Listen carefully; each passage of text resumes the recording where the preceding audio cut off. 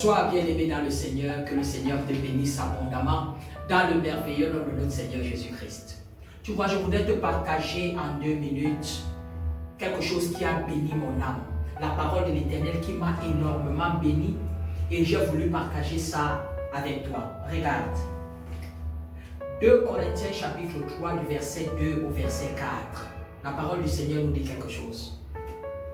2 Corinthiens chapitre 3 du verset 2 à 4. C'est vous qui êtes notre lettre, écrite dans nos cœurs, connue et lue de tous les hommes.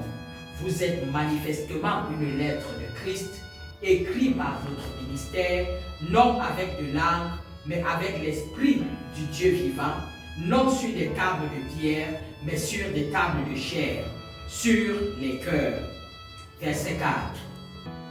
Cette assurance-là, nous l'avons par Christ auprès de Dieu. Bien-aimé, tu dois marcher dans une dimension d'assurance qui vient de Christ.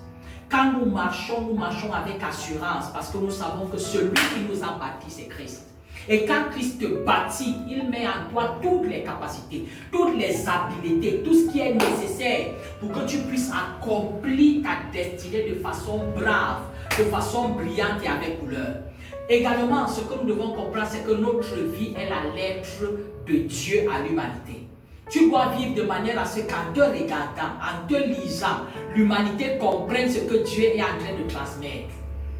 Tu dois arriver au point où chacune de tes décisions, chacun de tes mouvements, chacune de tes actions est véritablement le reflet de la volonté de Dieu sur la terre pendant cette saison.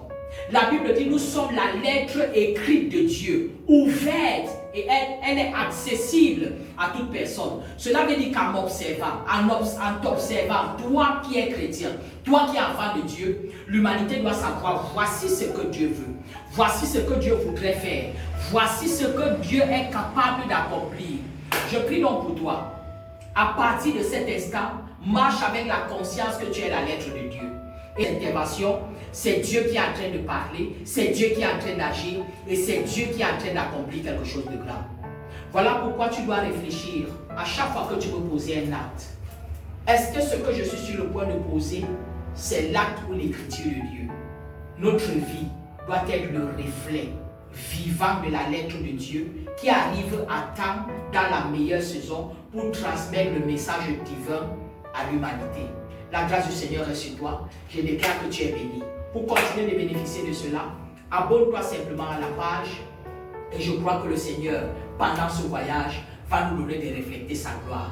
Il voudrait que nous parvenions au niveau où, en nous observant, l'humanité entière connaît ce que Dieu veut, voit ce que Dieu fait et croit davantage pour le meilleur. Que le Seigneur vous bénisse. Un seul mot, une seule parole, c'est Shalom.